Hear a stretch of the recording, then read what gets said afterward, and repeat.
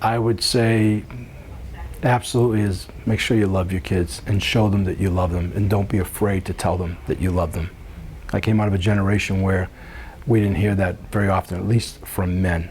My mother smothered me. My father, that didn't really happen. Quickly, tell me about your children. I have 3 children, 2 boys and a girl. My oldest son is named Matthew. Today he's 36 years old, thriving and doing well. My younger son lives here in Hawaii, works at the University of Hawaii in the athletic department. He's 33. And I have a daughter who's recently married, lives up in Seattle, has her own business. She's 28. Is it fun being a dad?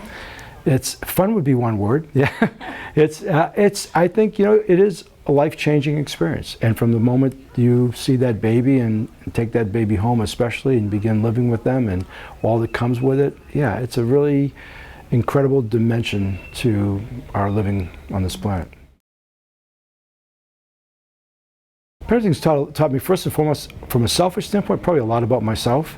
I think, starting with the emotional issues and all that opens up for you, and you find this capacity that you didn't even know existed, but there's just something about a small child that brings out in you. And even to this day, even though they're grown people and they've been through college and graduate schools, and you still worry about them almost. That's why I keep a picture of them near me when they were youngsters, because I still worry about them the same way. So it's taught me a lot in that, in the emotion of being a human, and particularly a parent. It's also taught me a lot about potential. Watching these young people evolve, grow, realizing how different they were from each other. And all that comes with that, in the psychology, if you will, of parenting, to recognize that they're individuals. And then, and I once read a long time ago, if we would raise the children we were given instead of the children that we wanted them to be, there'd be no need for psychiatry. So, I've always tried to respect who they are and be approving and acknowledging when warranted. Yeah. The most difficult thing for me was the tough love part of it, I mean, you need to be that a parent, and I've heard people use those cliches about I'm not your friend or whatever, but there comes a stage when it's not so much that you lose control, it's that you've got to set the boundaries, and they need to understand their limits, and you owe that to them. And even though in the moment it seems very convenient because you always want to say yes, you have to learn how to say no and why you're saying no, and be consistent with it. I think it's the essence of life. It's the love you feel. It's the love you give, the love you feel. It's what you receive. It's just special in that domain. And at the end of the day, there are only so many people who really love you like that. And so you learn to really appreciate the quality of that. Wow, I wish I had a magic answer for that one. And if you could play the tapes over again and do things differently, as you get older, you understand that, and it just so happened I kind of grew up at the time when Cats in the Cradle, and I remember when I was that young person wondering if I would be like that. It's very easy in today's business world to get consumed by your job. I think we all start out with this ideal view of falling in love and having a family and getting some job to help you pay for that, but the priority being that notion of the family and this very idealistic view of life.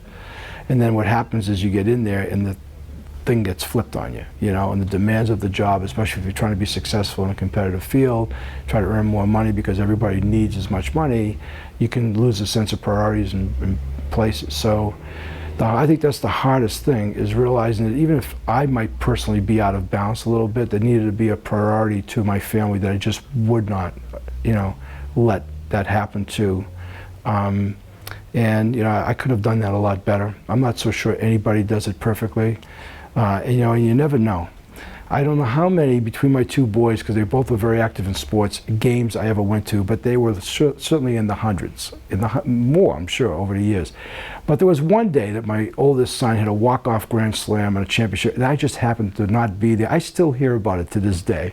So the point being is you can never, I think, be perfect, but you try to do the best you can. But if they know you're doing that, and if you do that and you show up sometimes in unexpected times and places and actually be there, it's huge. You know, I never really received any formal parenting education. I don't know how many people do. I know it's out there. It was sort of, you know, you learn on-the-job training if ever there was, you know. I still remember that feeling of walking in the house with Matthew when we left the hospital. And we weren't even in the hospital that long. He was born one day, we came home the next. Suddenly it's, you know, I kind of drew down on the fact that I had this little Italian mother that was very loving and came from that kind of a background and just sort of went with that, and then all the other stuff was sort of the things you do. I mean, clearly there are so many first-time events that come up for you. You know, you haven't done it before. I don't know how much of that you could rehearse. You know, I thought going through Le Mans was a big deal. That was about the most training I had. After that, it's like you're on your own. You know. Would you recommend it if you had it? Yeah, as an I think that, you know, in some ways you can say now, but there's some things people should be put in touch with. You know, I mean, it's because it's such a huge responsibility, and you can make such a powerful difference if some people just, you know, knew some of the things that they should be doing that maybe they don't or don't know how, because there's so much potential in that small child, and so. Yeah, I think I'm not against that at all.